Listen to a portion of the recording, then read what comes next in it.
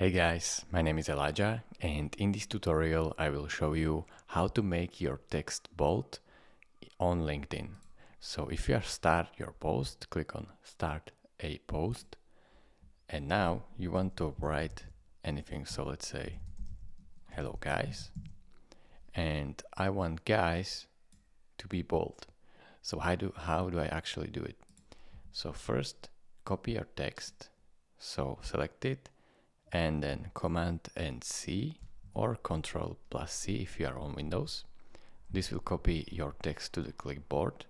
Now you have to open a new tab, search for Google Docs, press enter, click on this tab option which says docs.google.com, then create blank document and press Command V or Control V if you are on